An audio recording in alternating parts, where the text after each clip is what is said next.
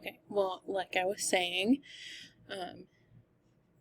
one strategy that you can use is having a buddy system and peer tutoring. So you can have a student volunteer to be the buddy of a student with a disability in your classroom, and they can just kind of be there to go through, like, help that student with different things in the classroom, like the schedule and their work, and just kind of teaching them or going through like the routine of the classroom with them.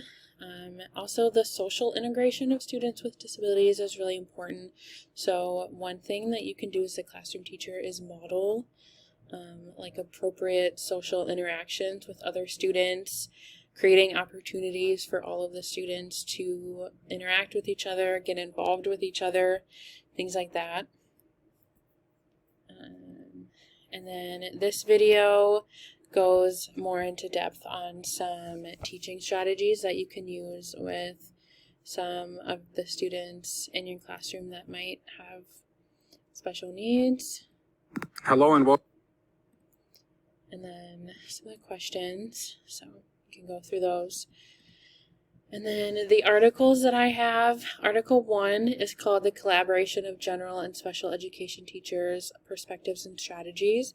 So this article gives strategies for general education teachers in order for them to effectively collaborate with special education teachers for students with special needs in the classroom. This is a really awesome article because it's written from the perspective of both general education and special education teachers. They go through different strategies that they like to use with each other and with the students, and they give personal views and advice on each one of them. So I'd highly recommend this article. Article 2 is called Considering LRE and Placement Decisions, so considering least restrictive environment and placement decisions. This is an article that is written specifically as a guide for parents of a child with special needs, but I think it gives a lot of really important information about what a least restrictive environment can look like for different students depending on their needs, and the process that teachers and schools go through in order to make that happen. It summarizes what an LRE is, what it looks like from an IEP standpoint, considering what it means to be satisfactorily educated, the meaning of regular education setting, what other supplementary aids and services can be offered to students depending on their needs, what other things need to be considered, and who in the school and outside the school decide on the placement for the child.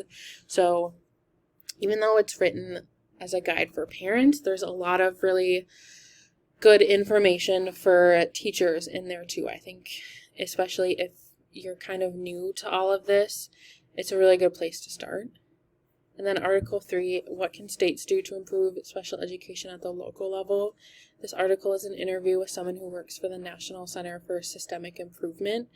It goes into the issues that students are facing regarding special education for their students that need it, and what states might be able to do to actively improve those issues. And then my concluding video, some chapter, looks great, and then just my bibliography. So, thanks.